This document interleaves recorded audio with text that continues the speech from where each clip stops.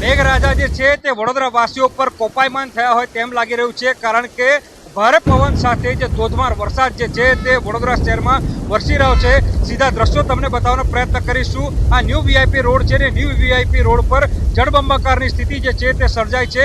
જે વાહન ચાલકો છે તેઓ વિઝિબિલિટીના અભાવે પોતાનું વાહન જે છે તે ચલાવી નથી શકતા, કારણ કે રસ્તો જે છે સ્પષ્ટ દેખાતો નથી। વડોદરા શહેરના જે રસ્તાઓ છે તે બેટમાં ફેરવાઈ ગયા છે। સુભાનપુરા વિસ્તારમાં પણ ચારે તરફ પાણી ફરી વળ્યા છે। પરશુરામ ભટ્ટા સહિત જે વિસ્તાર છે તે પાણીમાં ગરકાવ થયા છે અને મેઘરાજા પોતાનો કહેર વરસાવી રહ્યા વડોદરા વાસીઓ પર કેમ લાગી રહ્યું છે।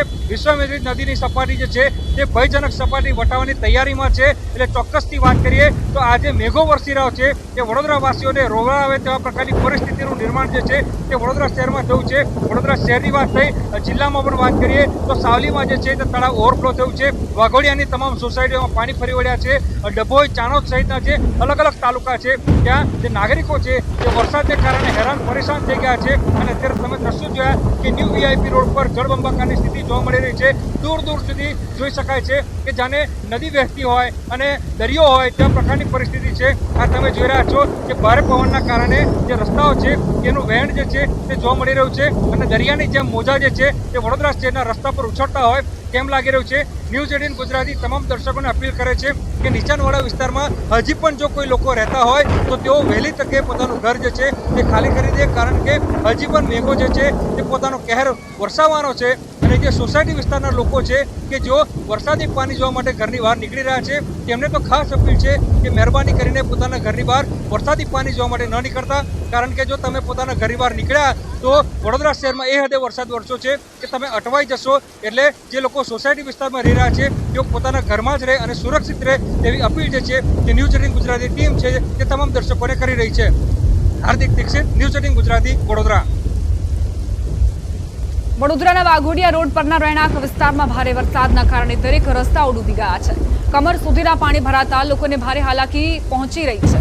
કમર સુધીના પાણી ભરાતા લોકોની સ્થિતિ વિકટ બની। તો આ તરફ ઘણા એવા વિસ્તારો છે જે જળમગ્ન થઈ ચૂક્યા છે।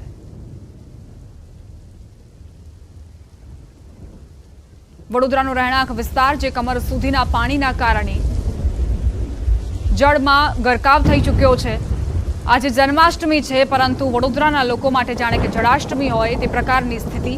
નીચાણવાળા વિસ્તારો જળમગ્ન થઈ જતા જ લોકોને પારાવાર મુશ્કેલીનો સામનો કરવો પડી રહ્યો છે। રોજબરોજની જે ચીજવસ્તુઓ ખરીદવા માટે લોકો નીકળ્યા હતા તે પણ મુશ્કેલીમાં ફસાઈ ગયા।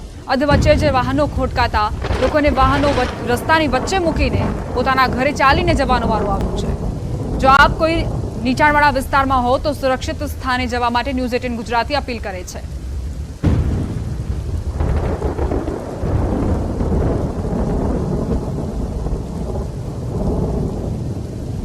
અમારી સાથે અમદાવાદથી એક સ્થાનિક વિજયભાઈ જોડાઈ ગયા છે, તેમની પાસે જઈએ।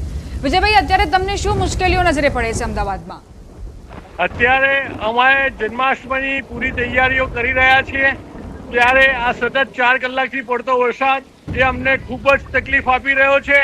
આજે ભગવાન શ્રી કૃષ્ણનો જન્મદિવસ છે અને આકાશ પરિસર એની ખૂબ ધામધૂમથી તૈયારીઓ કરી રહ્યું હતું અને સાથે સાથે અમારા આવનારા મહેમાનો, આમંત્રિત મહેમાનો પણ આ વરસાદને કારણે, પાણી ભરાઈ જવાના કારણે મુશ્કેલીમાં મુકાઈ ગયા હોય તેવું લાગી રહ્યું છે। વિજયભાઈ, અત્યારે જે મોસમનો મિજાજ જોવા મળી રહ્યો છે, તો શું રાત્રે 12 વાગે કૃષ્ણ જન્મોત્સવના વધામણા થશે કે નહીં તમારી સોસાયટીમાં?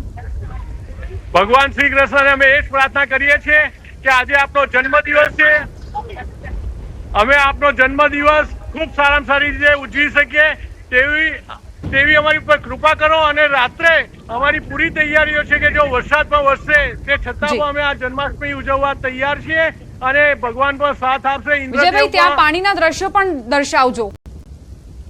અહીંયા જે પાણી ભરાયેલું છે આપને બતાવી રહ્યો છું।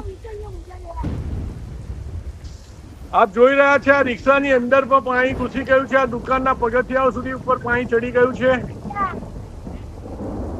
વિજયભાઈ, દર વર્ષે આ રીતે સમસ્યા સર્જાય છે?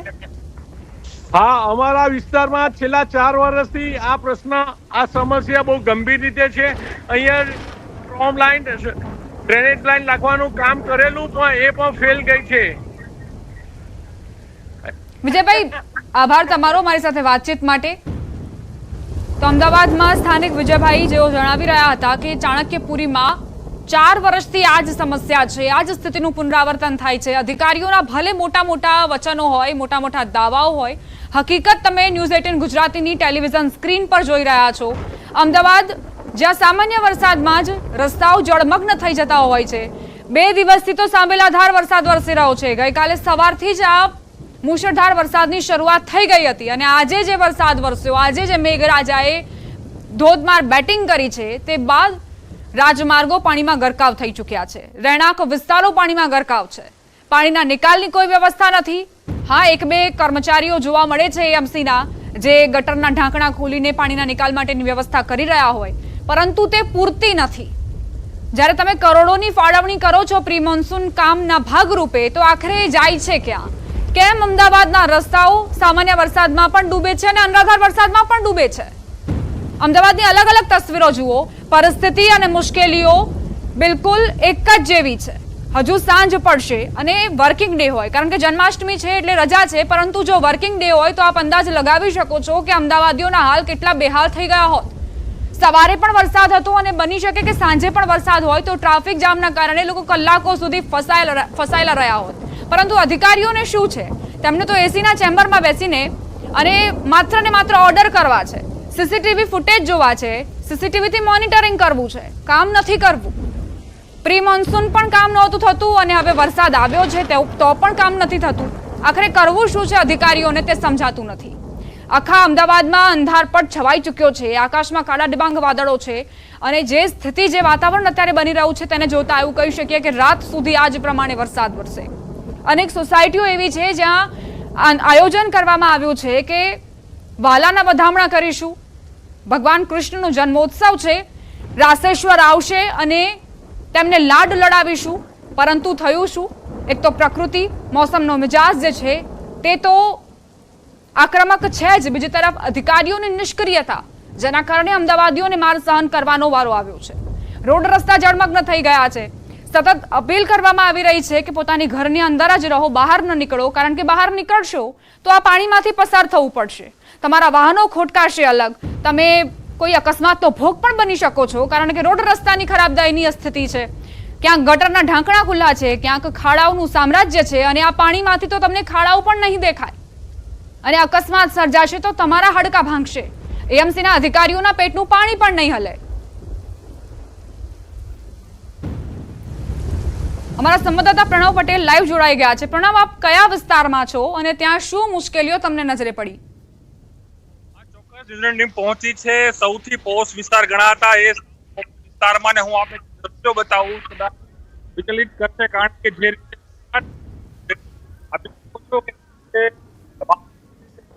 બંધ પડી ગયા છે કે કઈ તે હાલ બંગલાઓ છે, તે બંગલાઓમાં પાણી પણ ઘૂસી ગયા છે। જોઈ શકો છો દ્રશ્યોની અંદર કે કઈ રીતે જે મુખ્ય બંગલાઓ છે તે બંગલાઓમાં પાણી ગરકાવ થયું છે। જે રીતે વેધર વિભાગે અનુમાન પણ આપ્યું હતું કે અમદાવાદ સહિત ગુજરાતભરની અંદર એ હેવી રેન થતા દ્રશ્યો જોઈ શકાય છે કે જ્યાં હું ઊભો છું તે અમદાવાદના સાઉથ પોપોલ વિસ્તારમાં ઊભો છું અને મારી જે હાઈટ છે તેના કરતા પણ કહી શકાય કે કમર સુધી પાણી છે તે પ્રકારના દ્રશ્યો જોવા મળી રહ્યા છે। અને આપ જોઈ શકો છો દ્રશ્યોની અંદર જોઈ શકાય છે કે જે વાહન ચાલક છે તેનું વાહન પણ અહીં બંધ થઈ ગયું છે, તે પ્રકારના દ્રશ્યો છે। લક્ઝરિયસ કાર જે કહી શકાય વોલ્વો ગાડી, તે પણ હાલ આ તે પ્રકારના દ્રશ્યો છે અને જે અહીંની ફૂટપાથ હતી તે આખી ફૂટપાથ પાણીમાં ગરકાવ થઈ છે અને માત્ર અહીં પાણી અને પાણી છે તે હાલ અહીં દેખાઈ રહ્યું છે, તે દ્રશ્યોમાં પણ જોવા મળી રહ્યું છે। કારણ કે જે રીતે અમદાવાદ શહેરમાં વરસાદ થઈ રહ્યો છે। પ્રણવ, આભાર તમારો જાણકારી આપવા માટે। તો બોપલથી પ્રણવ સ્થિતિનો તાગ આપી રહ્યા હતા તમને। પોશ વિસ્તાર છે અને ત્યાં વાહનો પણ ખોટકાયા છે। કારણ શું? કે પાણી ભરાઈ ગયા છે। જે કાર હતી તે પણ પાણીની સામે નતમસ્તક અને વાહન ચાલક જે પોતાના વાહનને ધક્કા મારીને જઈ રહ્યા હતા એ આશાએ કે કદાચ આ વાહન ચાલુ થઈ જાય અને તેઓ પોતાના ઘર પર પહોંચી જાય। પાણી ઓસરવાનું નામ નથી લઈ રહ્યા। વરસાદની તીવ્રતા કેટલાક વિસ્તારોમાં ખૂબ જ વધુ નોંધાઈ છે, પવનની ગતિ પણ ખૂબ જ વધુ છે અને વિઝિબિલિટીમાં ઘટાડો છે। બીજી તરફ હવામાન વિભાગની આગાહી છે કે સાર્વત્રિક વરસાદ જોવા મળશે, જેમાં અમદાવાદનો પણ સમાવેશ થાય છે। રાજ્યભરમાં સાર્વત્રિક વરસાદ વચ્ચે અમદાવાદમાં જોરદાર વરસાદ વરસી પણ રહ્યો છે। 7 વાગ્યા સુધી 23 જિલ્લા સાવધાન। હવામાન વિભાગની આગાહી 7 વાગ્યા સુધી 23 જિલ્લાઓ માટે રેડ એલર્ટ જારી કર્યું છે. ભાવનગર, બોટાદ, સુરેન્દ્રનગરનો તેમાં સમાવેશ. દક્ષિણ મધ્ય ગુજરાતમાં અતિભારે વરસાદની આગાહી. ભાવનગર, બોટાદ અને સુરેન્દ્રનગર જ્યાં રેડ એલર્ટ. કચ્છ, મોરબી અને રાજકોટમાં પણ રેડ એલર્ટ. વલસાડ જિલ્લાના છેલ્લા 2 દિવસથી ઔરંગા નદી ધમરોડી રહી છે. 3 દિવસમાં સતત બીજી વખત વલસાડવાસીઓ છે પૂરનો સામનો કરી રહ્યા છે. અત્યારે આપ જોઈ શકો છો વલસાડનું આ તરિયાવાડ વિસ્તાર છે. અહીંયા આગળ છે અત્યારે જોઈ શકો છો ઢીચણ સુધી પાણી ભરાયેલા છે. અહીંયા આ વિસ્તારના અંદાજે 50 જેટલા ઘરોમાં અત્યારે પાણી છે. આપણે જણાવી દઈએ કે ગઈકાલે પણ આ વિસ્તારની અંદર સતત પાણીનો વધારો થયો હતો અને આખા ઘર છે પાણીમાં ડૂબ્યા હતા. આથી લોકોએ મહા મુસીબતે કાલનો દિવસ પસાર કર્યો હતો. ગઈ રાતના વરસાદનું જોર ઘટતા પાણી ઓછા થયા હતા, પરંતુ ફરી એક વખત વલસાડની ઔરંગાએ લોકોના છે એની ચિંતામાં વધારો કર્યો છે. આપણે જણાવીએ કે ઔરંગા નદીમાં 3 દિવસમાં સતત બીજી વખત આજે પૂરની પરિસ્થિતિ સર્જાઈ છે. અહીંયા આગળ તરિયાવાડ વિસ્તારમાં જોઈ શકો છો અહીંયા આગળ 50 થી વધારે ઘરોમાં છે એ પાણી ઘૂસી ચૂક્યા છે. ગઈકાલે પણ દિવસભર લોકોએ પરેશાનીનો સામનો કરવો પડ્યો હતો. અહીંયા આગળ કેટલા સ્થાનિક છે એમની સાથે વાત કરીશું. શું નામ બેન આપનું? બબલીબેન જયસુખ. બેન ક્યાં આગળ રહો છો? અહીંયા આગળ કેટલું ઘરમાં પાણી ભરાઈ ગયું? ઘરમાં પાણી ભરાઈ ગયું. અમે બહાર નીકળી ગયા, બધું ગયું થોડુંક. અને ગઈકાલે બધું ગયું, અનાજ પાણી ને બધું ગયું. અચ્છા, તો કાલે શું અંદર શું નુકસાન શું થયું?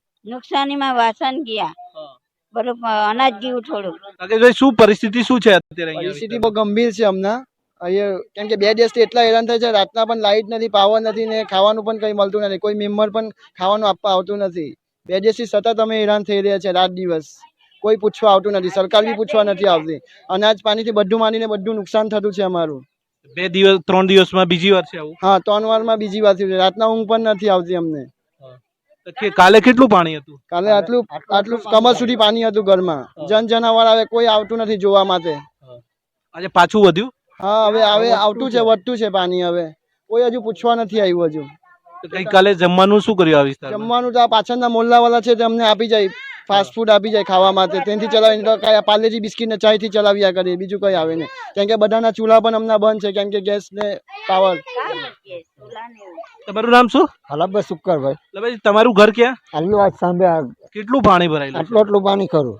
શું નુકસાન શું થયું? નુકસાનમાં હું કે અનાજ બનાજ બધું જ ગયું છે ને વાસણ ગયા છે. આ એક પીપરું ગયું છે મારું. અને અનાજ કરિયાણું? અનાજ કર્યા બધું જ ગયું છે. જમવાનું શું કર્યું? જમવાનું તો કઈ ના, પછી છઠ્ઠે આવેલું જ છે. વલસાડવાસીઓ સતત 3 દિવસમાં બીજી વખત પૂરનો સામનો કરી રહ્યા છે. કેટલાક અન્ય લોકો છે એમની સાથે પણ સીધી વાત કરીશું. આપનું નામ ભાઈ? શાંતિલાલ. શાંતિલાલભાઈ, કેટલા વિસ્તાર છે અહીંયા આગળના, કેટલા વિસ્તારમાં પાણી?